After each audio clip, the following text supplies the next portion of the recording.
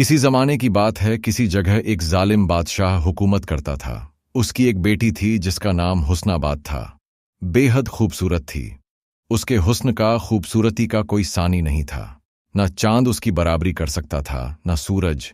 चांद उसके चेहरे से मात खाता था तो सूरज उसकी आंखों से बहुत से मुल्कों से शहजादी के लिए शादी के पैगाम आते, लेकिन बादशाह सबको साफ इनकार कर देता था। हुस्नाबाद की माँ एक गरीब आदमी की बेटी थी और बादशाह अपनी बीवी यानी मल्लिका को हर वक्त यह कहकर ताने देता रहता था कि तुम एक बादशाह की बीवी होने के नाते अच्छा खाती पीती और अच्छा पहनती हो। किसी गरीब की बीवी बनी होती तो रोटी के बदले मिट्टी चबाया करती, खाने को तरसती। तुम हुस्नाबाद की माँ बेचारी बादशाह के ताने सुनकर बहुत रोती थी। अपनी माँ को रोता देख शहजादी हुस्नाबाद भी खूब रोती और अपनी माँ से कहती, अम्मी जान, आप हरगिज किसी अमीर शहजादे से मेरी शादी ना कीजिएगा। मेरी शादी किसी गरीब से ही कर दीजिएगा।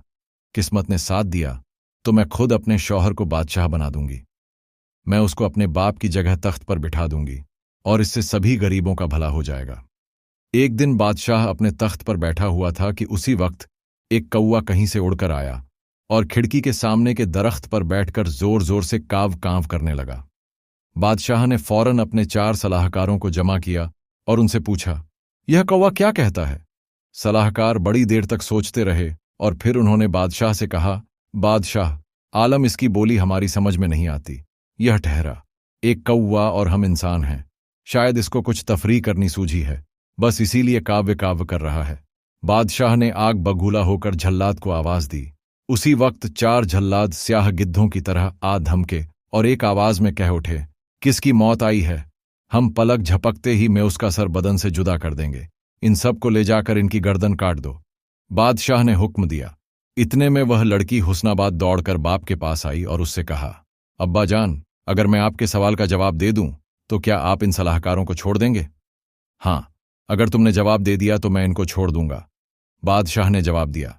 तो सुनिए, अब्बा जान, हुस्नाबाद ने कहा, यह कौवा कहता है कि जो शौहर को आसमान पर उठा दे वह बीवी है और जो उसको मिट्टी में मिला दे वह भी बीवी है। यह सुनकर बादशाह को इतना गुस्सा आया कि उसके सर का एक एक बाल सुई की तरह खड़ा हो गया और उसने गरजते हुए अपनी बेटी से कहा, नालायक लड़की, बेशर्म कहीं की क्या? तेरा मतलब है कि मेरा सारा सुख चैन तेरी मां की बदौलत है जो एक कंगाल की बेटी है? क्या बकवास है। मैं तुझको जिंदा जमीन में दफना दूंगा ताकि सब लड़कियां इससे सबक सीखें, अपने बाप के आगे अपना मुंह न खोला करें। बादशाह ने हुस्नाबाद को जिंदाल में डाल दिया और अपने सलाहकारों को छोड़ दिया। उसके बाद वह 1 महीने तक मुंह काला किए उदास उदास ख्यालों में महल के अंदर बैठा रहा। एक दिन उसके बड़े वजीर ने उसको समझाया, बादशाह सलामत, आप यूं अंदर ही अंदर ना बैठे रहे, जरा अपना दिल बहलाने की कोशिश करें। आइए कहीं शिकार खेलने चले। वजीर के मशवरे पर बादशाह अपने तमाम 400 सलाहकारों और 40 वजीरों के बड़े दस्ते को साथ लेकर शिकार खेलने निकल गया। बादशाह और उसके सारे साथी 7 दिन तक शिकार की तलाश में घूमते फिरे, लेकिन कुछ उनके हाथ न आया। बादशाह को बहुत दुख हुआ। वह लोग चले जा रहे थे कि कुछ दूरी पर एक दरिया दिखाई दिया। वो चलते हुए किनारे पर आए तो देखा कि एक सफेद रेश बूढ़ा किनारे पर बैठा है। वह पानी से छोटे छोटे पत्थर निकालता है और उन पर कुछ लिखकर फिर पानी में डाल देता है। बादशाह ने उससे पूछा, ऐ बूढ़े, तुम कौन हो और यहां बैठे क्या कर रहे हो? बूढ़ा कहने लगा, मैं एक गरीब आदमी हूं, भला मैं बादशाह से कैसे बोलूं? बादशाह ने कहा, मेरे सवाल का जवाब दो, वरना अभी तलवार से तुम्हारे 2 टुकड़े कर दूंगा। बूढ़ा बोला, मैं लोगों की किस्मत बता रहा हूं। बादशाह ने कहा, अच्छा, तो यह बताओ कि मेरी सरकश बेटी की किस्मत कैसी है? बूढ़े ने पानी में हाथ डालकर मुट्ठी भर कंकर निकाले और उनको देखते हुए कहा, एक मुल्क में जिसका नाम शहर जर्जन है, एक बहादुर नौजवान रहता है। वह एक गरीब चरवाहे का बेटा है। उसी गरीब नौजवान के साथ तुम्हारी बेटी की शादी होगी। बादशाह ने, जिसका चेहरा गुस्से से सुर्ख हो गया था, पूछा, उस मुल्क तक कितने दिनों का रास्ता है? किसी अच्छे घोड़े पर सफर किया जा जाए तो 18 महीने लगेंगे। बूढ़े ने जवाब दिया। घर लौटने पर बादशाह 3 दिन तक बराबर सोचता रहा कि क्या किया जाए ताकि मेरी बेटी उस अदना गरीब चरवाहे को ना मिले। उसको भूखा मार डालूं या उसके टुकड़े टुकड़े कर डालूं। बड़े वजीर को बादशाह के इन स्याह मंसूबों का पता चल गया। उसको लड़की पर रह चुनांचे रात को वह उसको जिंदाल से निकालकर अपने घर ले आया। अगले दिन उसने एक बढ़ई को बुलाया और उसको बहुत से पैसे देकर उससे कहा, एक ऐसा संदूक बना दो जिसके अंदर किसी तरह पानी ना जा सके। संदूक बनकर तैयार हो गया तो वजीर ने हुस्नाबाद से कहा, बेटी आओ, इस संदूक में लेट जाओ। मैं 40 दिनों की खुराक रखकर संदूक को दरिया में डाल दूंगा। तुम्हारी किस्मत में जीना लिखा है, तो बहरहाल जियोगी बादशाह की तलवार से या जिंदाल में पड़े पड़े मर जाने से कहीं अच्छा है कि तुम कहीं भेड़ बकरियां चराया करो। लड़की संदूक में बैठ गई। वजीर ने संदूक बंद करके आधी रात के वक्त उसको दरिया में डाल दिया। सतयुग दरिया में वह निकला। संदूक दरिया में 3 महीनों तक बहता रहा। लड़की ने एक एक दिन की खुराक 4-4 दिन खाकर अपने आप को किसी तरह जलाए रखा था। एक मुल्क में कारा शाह नाम का एक बादशाह था। वहीं एक बूढ़ा आदमी भी रहता था जिसके बहुत सारे पौते थे, लेकिन गुर्बत का यह आलम था कि घर में खाने को कुछ भी नहीं था। वह पहाड़ी जंगल से बादशाह के लिए लकड़ियां इकट्ठा करके लाया करता था। वो एक दिन अपनी कुल्हाड़ी कंधे पर रखे और रस्सी कमर के गिर्द लपेटे लकड़ियां जमा करने के लिए शहर से बाहर निकल आया। उसने लकड़ियों का एक गट्ठा जमा कर लिया और वापस जाने ही वाला था कि उसे शदीद प्यास महसूस हुई। पास ही एक दरिया बहता था। वो लकड़ियों का गट्ठा वहीं छोड़कर पानी पीने के लिए दरिया पर आया। देखता क्या है कि दरिया में किनारे किनारे एक संदूक बहता चला रहा है। वह फौरन अपने कपड़े उतारकर पानी में उतरा और संदूक को खींचता हुआ किनारे पर ले आया। उसने चारों तरफ से खूब देखा, भाला, लेकिन उसकी समझ में ना आया कि उसको किस तरह खोला जाए। तब उसने अपनी कुल्हाड़ी से संदूक के ढकने में से एक सुराख बनाया और अंदर झांका तो वहां एक निहायत हसीन लड़की लेटी हुई नजर आई। बूढ़ा दंग रह गया। उसने सोचा कि शायद यह किसी सौदागर की बेटी होगी। बाप के साथ सफर पर निकली होगी, जहाज डूब गया होगा और संदूक पानी के ऊपर रह गया होगा। ए लड़की, तुम जिंदा हो कि मुर्दा? बूढ़े ने लड़की को आवाज दी। मैं जिंदा हूं, हुस्नाबाद ने अंदर से जवाब दिया और उठकर बैठ गई। बूढ़ा सोचने लगा कि अब क्या किया जाए। अगर संदूक को छोड़कर लकड़ियां महल में ले जाऊंगा, मुझे तो उनके एवज बादशाह से 20 सिक्के से ज्यादा नहीं मिलेंगे, और लकड़ियों को छोड़ दूं और संदूक को उठाकर महल में ले जाऊं तो इसका कुछ भी नहीं मिलेगा। बेहतर यही है कि संदूक को बाजार ले जाकर बेच दूं। आखिर किसको पता चलेगा कि इसके अंदर क्या है? यह तय करके बूढ़ा संदूक को लेकर बाजार पहुंचा। वह अभी बाजार खुला हुआ था कि कारा शह उधर आ निकला और उसको देख लिया। उसने कड़क कर बूढ़े से पूछा, ए बुढ़े, लकड़ियां कहाँ हैं मेरी?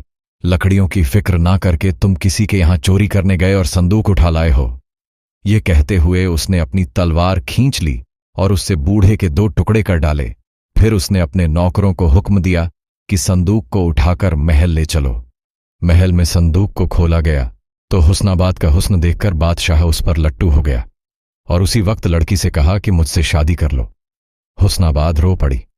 उसने अपने आप से कहा, मैं तो किसी गरीब से शादी करने का अहद कर चुकी हूं, अब क्या करूं? फिर उसने बादशाह से कहा, आप मुझे 40 दिनों की मोहलत दीजिए। मैं बराबर 3 महीने तक संदूक के अंदर पड़ी रही हूं, तंग आ गई हूं, थक गई हूं। अब जरा आराम कर लूं, लड़कियों के साथ खेल लूं, तफरी कर लूं। तुमने अभी इसी दम मुझसे शादी ना की तो मैं तुमको मार डालूंगा। कारा शाह ने दांत पीस कर कहा, तो फिर कम से कम 3 दिनों की छुट्टी दे दीजिए। लड़की ने गिड़गिड़ाकर कहा, तुम्हारे आराम और तफरी के लिए 1 ही दिन काफी है। कारा शाह ने सख्ती से कहा और हुस्नाबाद को छोड़ दिया। 40 लड़कियों को उसके साथ कर दिया और उनको ताकीद कर दी कि वह उस पर बराबर निगाह रखें, एक लम्हे के लिए भी उसको निगाहों से ओझल ना होने दें। हुस्नाबाद 40 लड़कियों से घिरी हुई बादशाह के बाग में आई। बाग के उस तरफ दरिया बहता था। हुस्नाबाद ने लड़कियों से कहा कि चलो चल के दरिया में नहाए।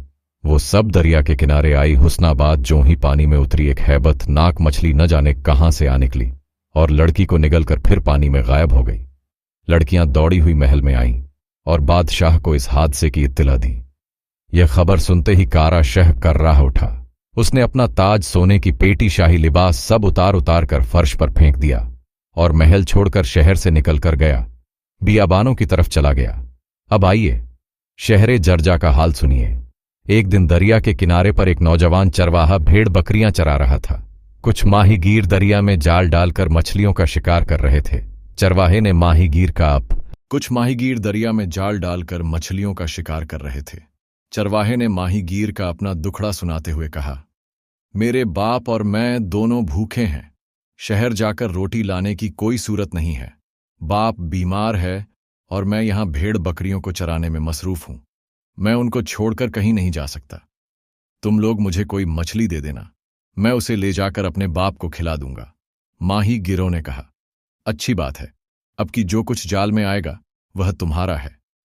यह कहकर उन्होंने अपना जाल खींचा तो क्या देखते हैं कि उसमें एक बहुत ही बड़ी मछली फंसी है। उन्होंने वह बड़ी मछली चरवाहे को दे दी। चरवाहे ने उसको उठाना चाहा तो उसे उठा ना सका, इतनी वजनी थी वह मछली। नौजवान 5 बैलों की मदद से खींचता हुआ उसको अपने घर लाया।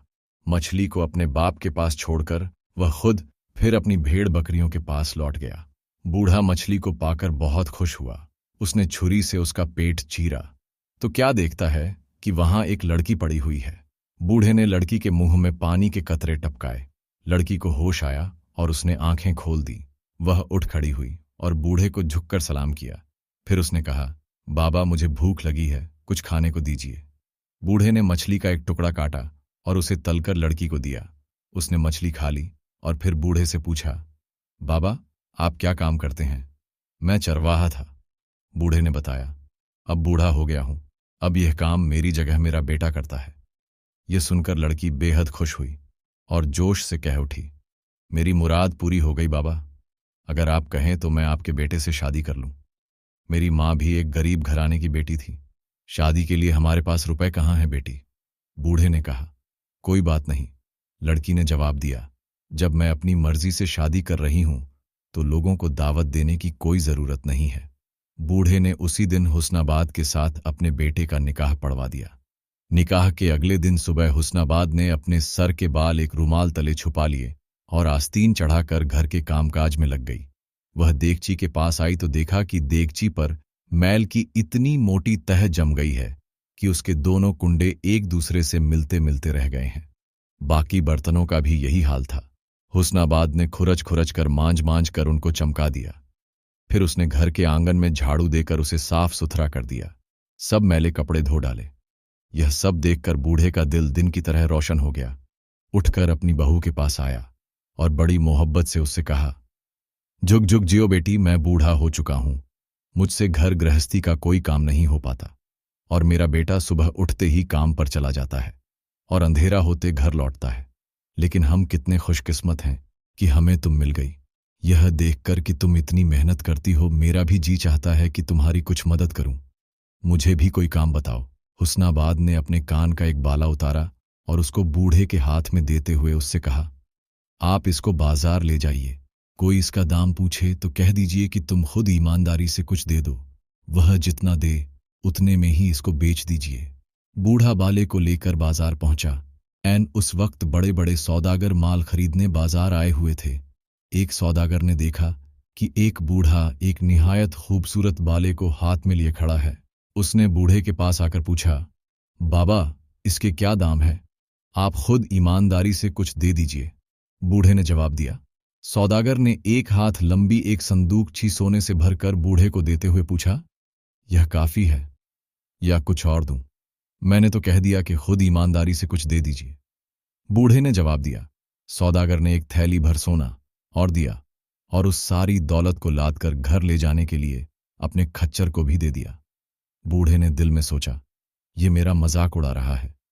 क्या अच्छा, मैं भी इसको सबक सिखाई देता हूं। इसका सारा सोना गधे पर लाद कर ले चलता हूं, फिर यह मेरे पीछे भागता फिरे।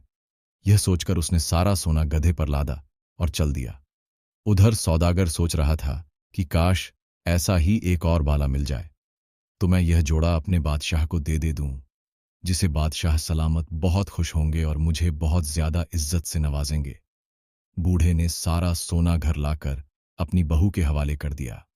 अगले दिन हुस्नबाद ने अपने दूसरे कान का बाला भी उतारकर अपने ससुर को दिया कि इसको भी बेच आइए, जाइए। बूढ़ा बाले को लेकर फिर बाजार पहुंचा। फिर उसी सौदागर ने उसके पास आकर पूछा, बाबा इसके दाम क्या हैं? मैं इसको तुम्हारे हाथ नहीं बेचूंगा। बूढ़े ने कहा, पिछली दफा तुमने मेरा खूब मजाक उड़ाया था। अच्छा, तो फिर आप मेरे साथ मेरे घर चलिए, सौदागर ने कहा। वो बूढ़े को अपने साथ घर ले आया। उसने सोने से भरी 2 संदूकचियां बूढ़े को दे दी। यही नहीं, उसने बूढ़े को एक कीमती चोगा भी पहनाया और गद्दे भी दे दिए। फिर उसने पूछा, बाबा आपका घर कहाँ है? बूढ़े ने सोचा कि अगर मैं अपना घर बता दूंगा तो यह जाकर मुझको लूट लेगा। चुनांचे उसने जवाब दिया, मेरा कोई घर नहीं है। घर आकर बूढ़े ने सारा सोना अपनी बहू को दे दिया। हुस्नाबाद ने यह सारी दौलत अंदर ले जाकर छुपा दी और फिर उसने अपने ससुर और शौहर से कहा, अब आप लोग जाकर 200 राज मजदूरों को ले आइए, हम यहां एक शहर तामीर कराएंगे। वह जाकर शहर से राज मजदूरों को ले आए। हुस्नाबाद ने उन सब से कहा, आप लोग सब घर जाकर अपने अपनी बीवी बच्चों को भी ले आइए। वह सब जाकर अपने बीवी बच्चों को ले आए तो शहर की तामीर का काम शुरू हो गया। हुस्नाबाद की हिदायत पर राज मजदूरों ने सबसे पहले एक लंबी चौड़ी दीवार बनाना शुरू की। सब मजदूरों को और उनके बाल बच्चों को रोज खाना खिलाया जाता और कुछ पैसे भी दिए जाते थे। हुस्नाबाद ने उन सबको अच्छे अच्छे कपड़े भी बनवा दिए। हुस्नाबाद की इस रहम दिल्ली का हाल सुनकर हर तरफ से और भी मजदूर आने लगे। वह सबकी आव भगत करती, सबको खिलाती पिलाती और कपड़े बनवा कर देती थी। पास से गुजरने वाले राहगीर पूछते, यह दीवार कौन बनवा रहा है? इसको चरवाहे की बीवी बनवा रही है। मजदूर जवाब देते और पूछने वालों से कहते, काम करना हो तो तुम भी आ जाओ, यहां तुम्हें अच्छी मजदूरी मिलेगी और खाने पीने और पहनने को भी मिलेगा। 15 दिन के अंदर अंदर 5000 खानदान के लोग वहां जमा हो गए। उन्होंने 3 महीनों के अंदर अंदर इतनी जमीन के गिर्द दीवार खड़ी कर दी जिसकी लंबाई और चौड़ाई 10 दिनों में तय होने वाले रास्ते के बराबर थी। उस दीवार में 12 दरवाजे बनाए गए और हर दरवाजे पर हुस्नाबाद की तस्वीर लगाकर नीचे लिख दिया गया, इस शहर का नाम है हुस्नाबाद। जिस किसी को रोटी कपड़े की जरूरत हो यहां आकर नौकरी करें। 1 साल के अंदर अंदर 75,000 खानदान आकर बस गए। हुस्नाबाद ने हर एक खानदान को दालान और कोठरी समेत एक अलग मकान बनवा दिया। शहर के हर एक दरवाजे पर 25 सिपाही खड़े कर दिए और उनको हुक्म दिया, जो आदमी देर तक मेरी तस्वीर को देखता रहे उसको पकड़कर मेरे पास लाया करो। इसलिए शहर की शोहरत शहर जर्जा के बादशाह तक पहुंच गई। वह आग बगूला हो गया और गरज कर बोला, इस मुल्क में वह कौन है जिसको मेरी अजमत और सरवत पर हाथ उठाने की जरूरत हुई है? यह कौन है जो मेरी जागीर में शहर आबाद कर रहा है? उसको अपनी जान की नहीं, मैं अभी जाकर उसका सर तन से जुदा किए देता हूं। बादशाह शहर हुस्नाबाद पहुंचा और दरवाजे पर पहरेदार को देखकर उनसे पूछा, यह शहर किसने बनवाया है? जिसकी यह तस्वीर है उसी ने बनवाया है। पहरेदार ने जवाब दिया और उन्होंने दरवाजे पर लगी हुई हुस्नाबाद की तस्वीर की तरफ इशारा किया।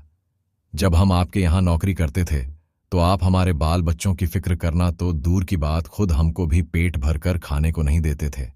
और हुस्नाबाद ना सिर्फ हमारी बल्कि हमारे बाल बच्चों की भी खूब अच्छी तरह परवरिश कर रही है।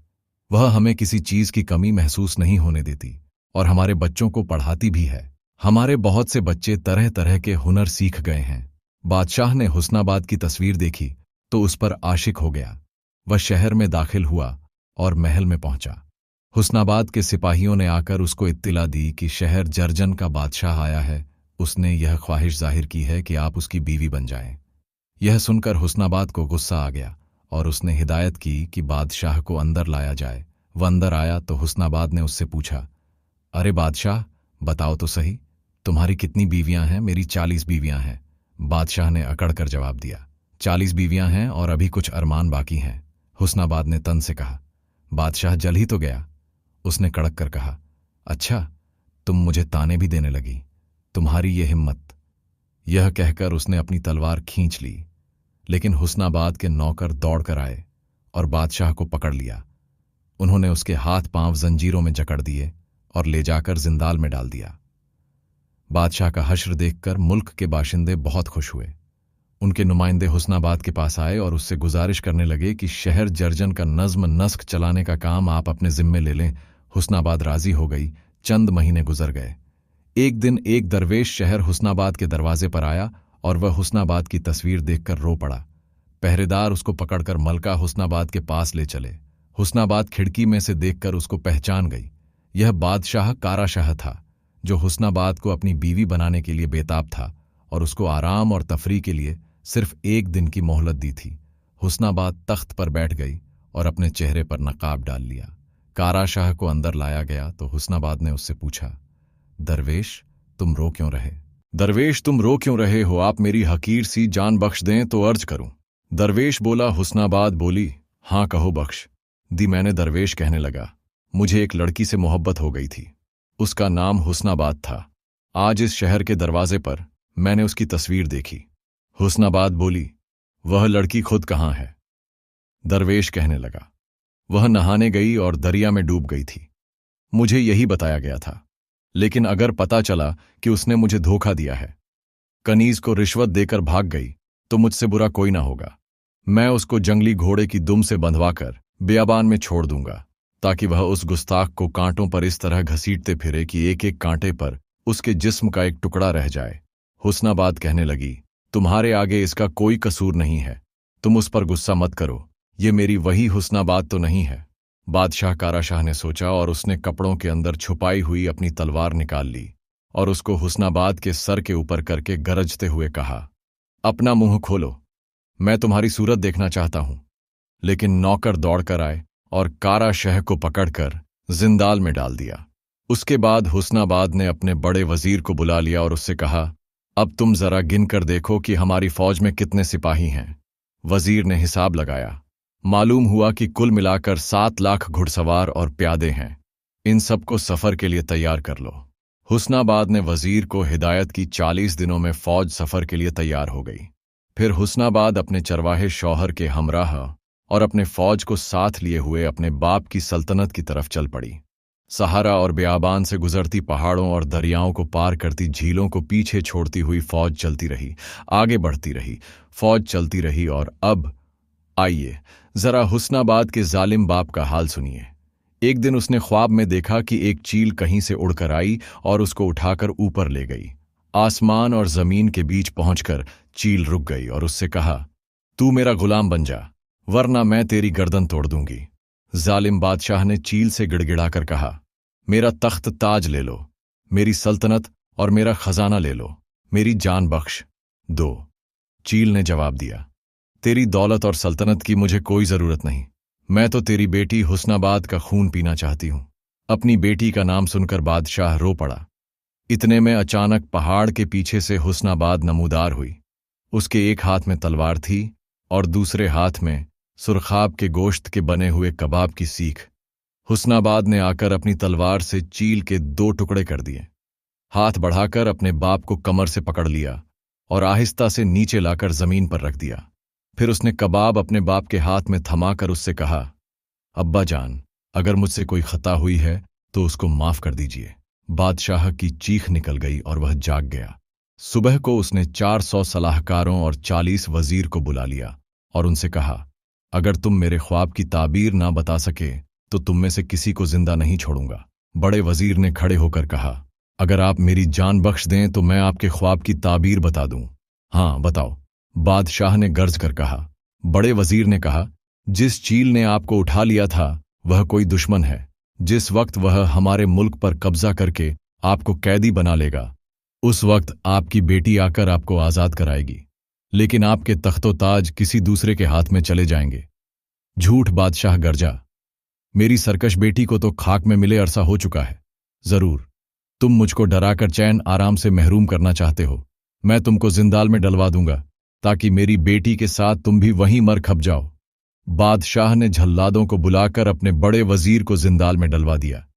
लेकिन उसी दिन से बादशाह अपना चैन और आराम बिल्कुल खो बैठा। वह रातों को डर के मारे सो नहीं पाता था।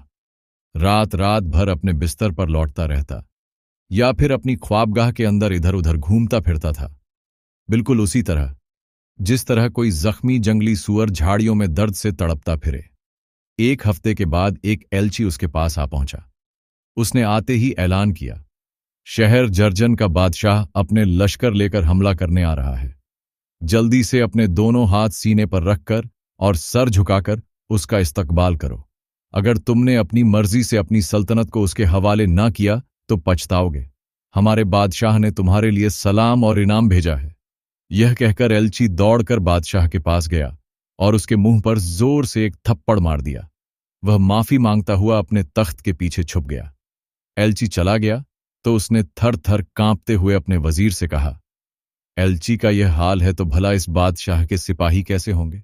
अब क्या किया जाए, कोई मशवरा दो। हम आपको कोई मशवरा नहीं दे सकते, वजीर ने जवाब दिया।